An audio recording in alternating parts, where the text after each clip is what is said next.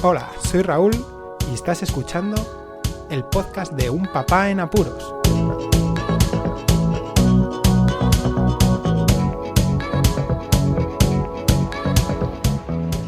Hola, podescuchas, bienvenidos a un nuevo episodio del podcast de Un Papá en Apuros. Sí, hoy es domingo, es algo excepcional, pero para excepcional el momento histórico que estamos viviendo toda la humanidad con el tema de esta enfermedad llamada COVID-19.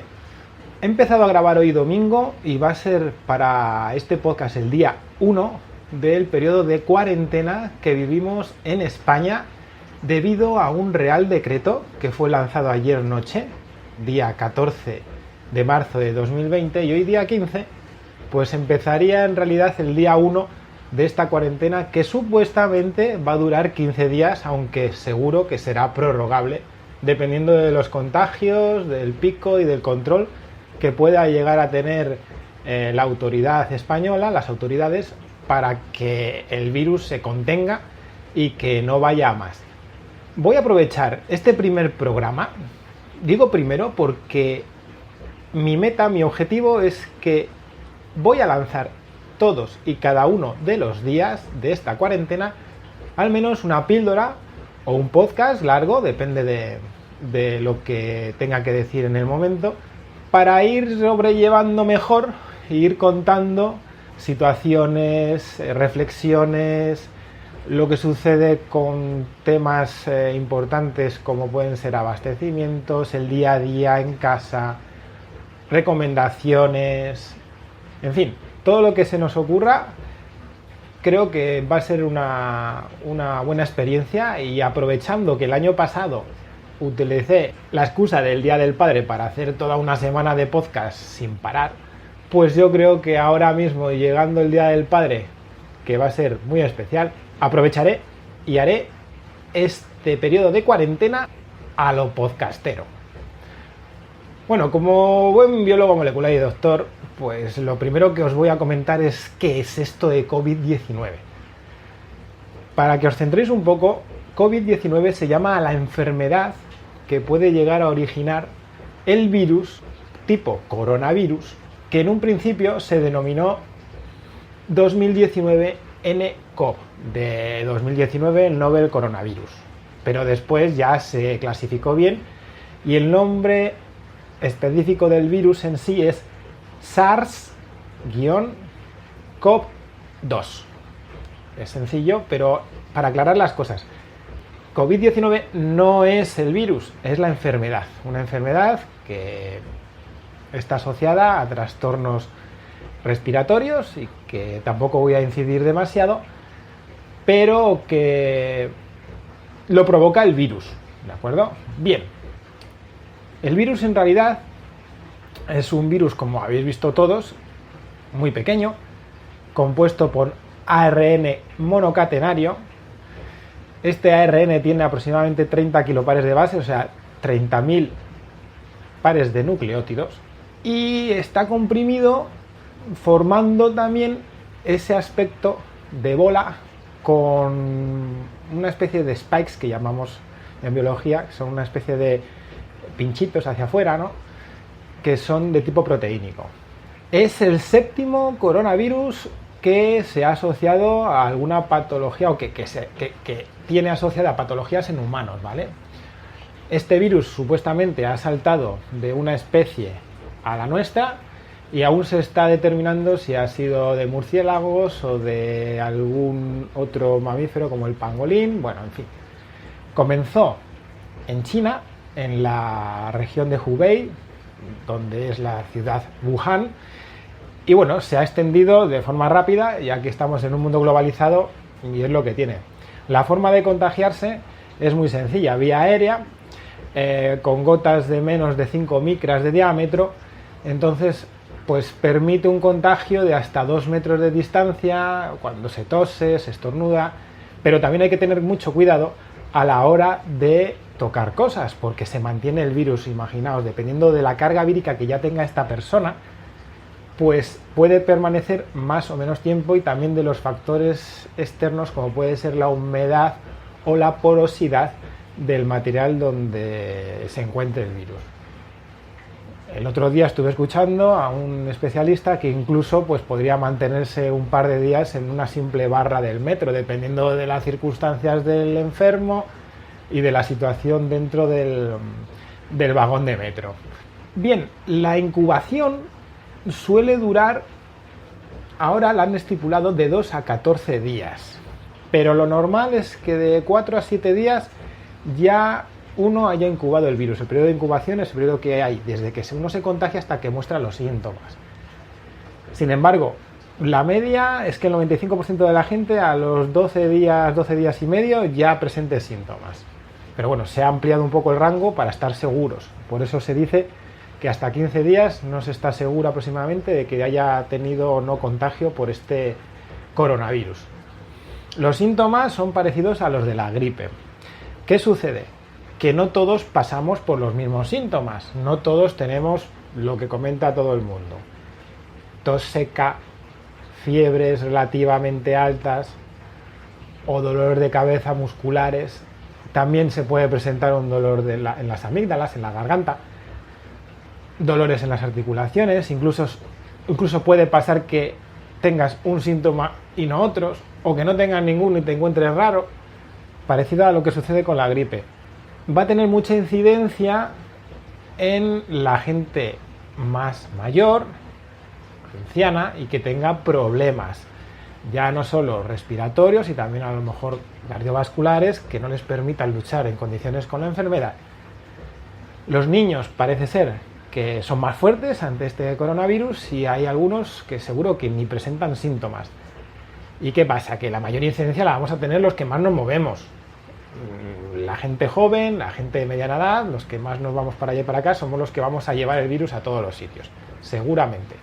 Una cosa importante de todo esto es que aún no se sabe si el virus va a ser estacional. Pensad en la gripe, ¿no? Todos los años dicen de vacunarnos contra la gripe, sobre todo los mayores, los que tienen algún problema o tienen algo que pueda llegar esta gripe a ocasionar alguna patología, algún problema gordo.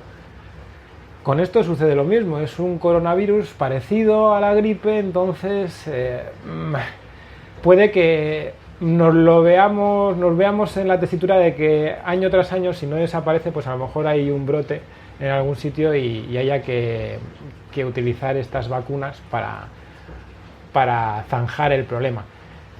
Un problema que no es tan gordo, vamos a verlo bien, ahora mismo, el día 15 de marzo de 2020, hay aproximadamente 5.000 y pico muertes a nivel mundial que están referenciadas, asociadas a la infección por este coronavirus, que puede ser que sí que estén directamente o que a lo mejor muchos de estos pacientes hubieran fallecido por complicaciones desarrolladas por a lo mejor su situación.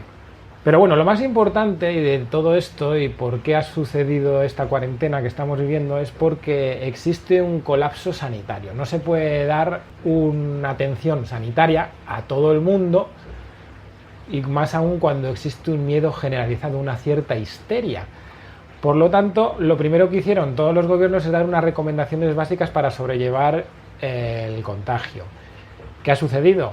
Pues que evidentemente se han visto relativamente desbordados ante la situación y más aún un sistema sanitario como el español, que es público, no puede colapsarse, no puede dejar a otros enfermos de muchísima mayor gravedad por la visita de otros supuestos o que haya que invertir mucho tiempo en el estudio de los contagios o posibles enfermos de este coronavirus, de esta COVID-19. Entonces, al final todo esto, las recomendaciones han ido desembocando en cada comunidad autónoma, con recomendaciones del gobierno central español, en que cada comunidad autónoma, esas recomendaciones se han convertido en órdenes y al final, ayer, como os comentaba, día 14 de marzo de 2020 por la noche, el gobierno central dictó un real decreto referente a esta alerta sanitaria.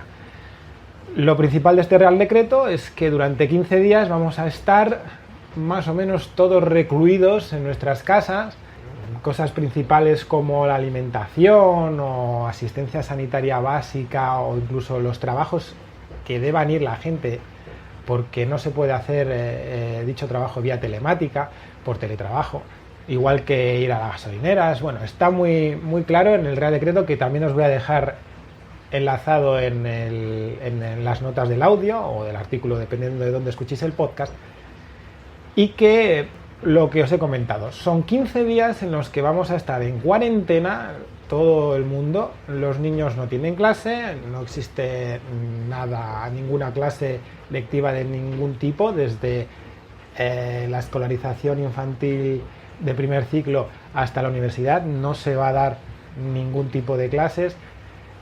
Todos los organismos municipales han cerrado todas las instalaciones, incluso los parques públicos.